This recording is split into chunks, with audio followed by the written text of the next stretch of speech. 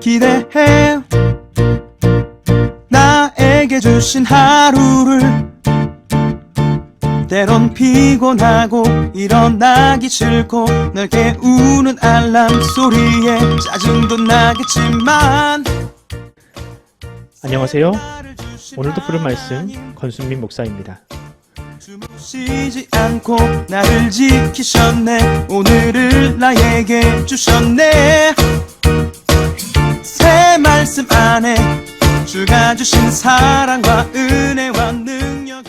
오늘 우리가 은혜 받을 하나님 말씀은 레위기 4장 1절로 4절까지 말씀입니다. 여호와께서 모세에게 말씀하여 이르시되 이스라엘 자손에게 말하여 이르라.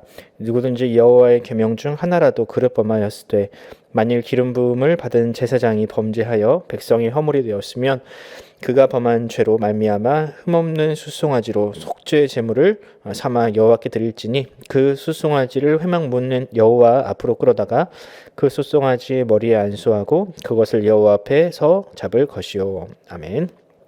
오늘 설교 제목은 구약 제사는 우리에게 무엇을 가르치는가입니다. 요즘 시내 주행을 하다 보면 곳곳에 있는 카메라 때문에 여간 신경 쓰이는 게 아닙니다. 예전에는 시내에서 60km 정도는 달려도 별 문제가 없었는데 최근에는 법이 개정되어서 시내 주행이 50km 이상 속도를 내면 카메라에 찍히게 됩니다.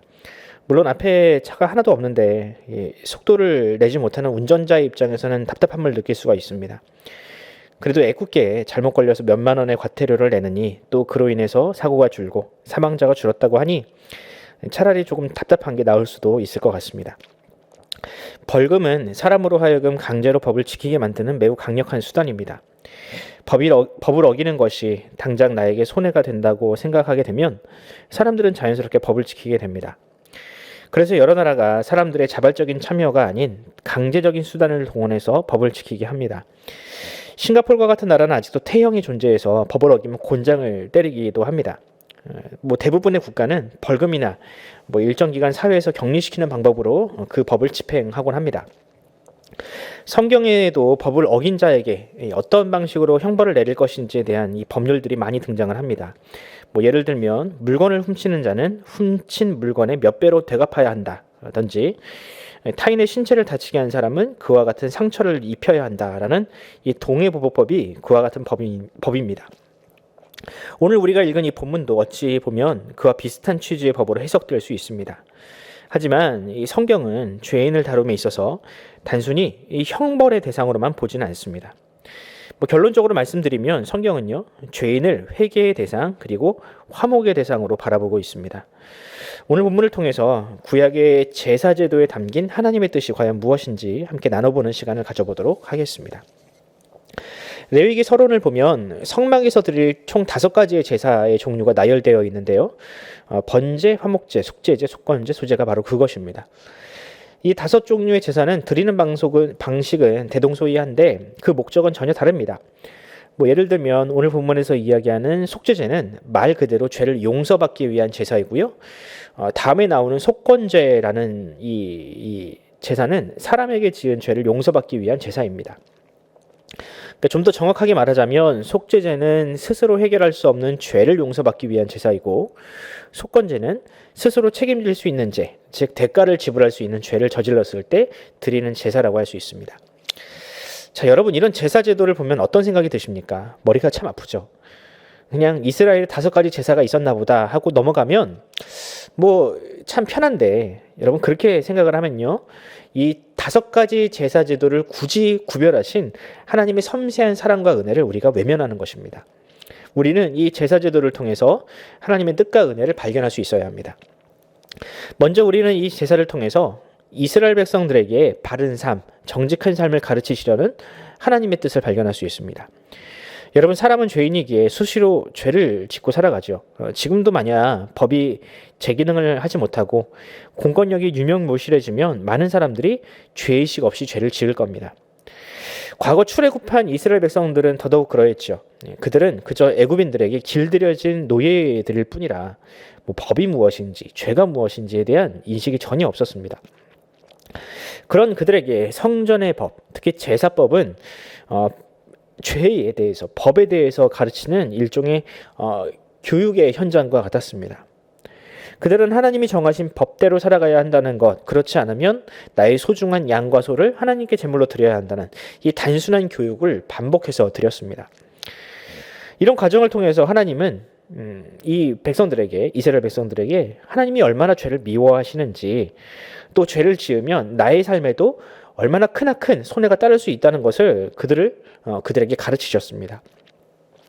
그뿐입니까? 하나님은 이런 제사를 통해서 죄가 무엇인지, 또 어떻게 그 죄를 해결할 수 있는지를 가르치셨습니다. 여러분, 본래 사람은요, 죄가 무엇인지 잘 모릅니다. 자신의 신체에 또 혹은 자신의 어떤 재정에 타격이 있으니까 내가 그것을 하면 안 되겠다라고 생각을 하는 것이지, 죄가 얼마나 무서운 것인지 잘 모릅니다. 또 더 나아가서 죄를 어떻게 해결할 수 있는지도 모릅니다. 그래서 사람들은요, 저마다의 방식으로 죄를 해결하려 노력합니다. 예를 들면 어떤 사람은 자신의 신체, 이 죄를 유발하는 이 신체를 괴롭혀서 그 죄를 해결하려 하고요. 어떤 사람은 이 선행을 통해서 그 죄를 상쇄하려 합니다. 여러분, 그런데 이 모든 방식은요, 하나님의 방식이 아닙니다.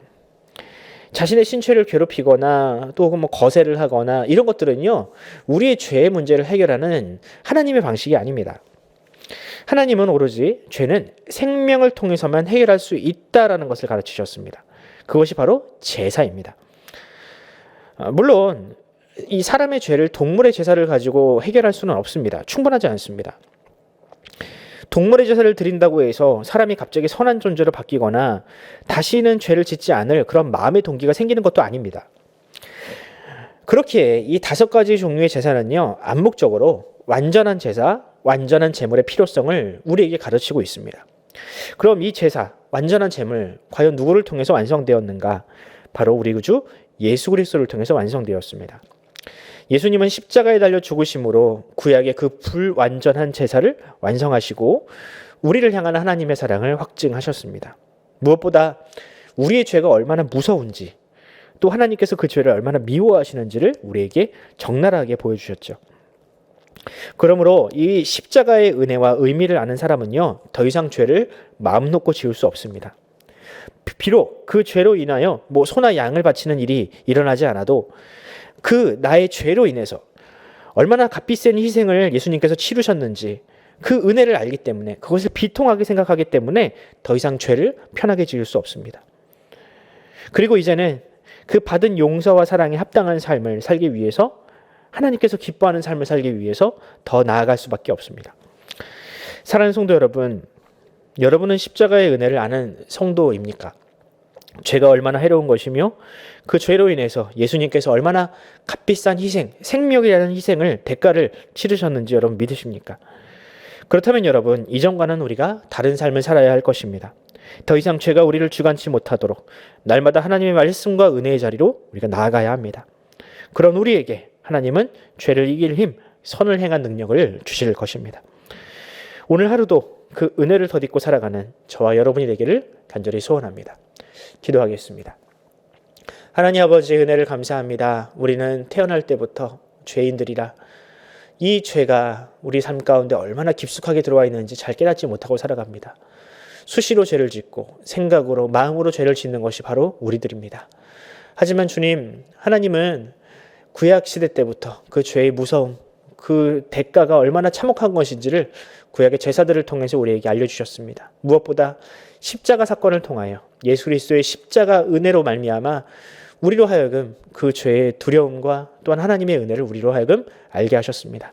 주님, 바라기는 우리가 그 은혜를 아는 자로서 죄를 멀리하고 또한 하나님의 은혜를 더 가까이 하는 그런 삶을 살게 하여 주시옵소서. 무엇보다 그 십자가의 은혜가 나의 삶을 지배하여서 이제는 죄가 아닌 선을 택하는 삶, 하나님의 은혜를 증거하는 그런 복된 그리스도인의 삶을 우리로 하여금 살아가게 하여 주시옵소서. 감사드리며 우리 구주 예수 그리스도의 이름으로 기도드립니다. 아멘. 사랑하는 성도 여러분, 우리가 함께 기도합시다. 이 시대가 참으로 어둡습니다. 사람들의 욕심과 또한 죄악이 관영한 이때에 우리 그리스도인들이 깨어서 기도하면서 이 시대를 밝히는 빛과 소금의 역할을 감당했으면 좋겠습니다.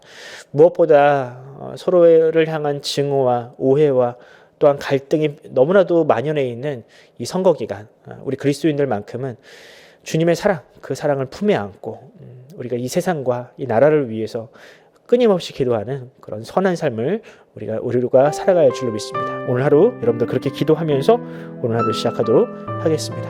함께 기도합시다.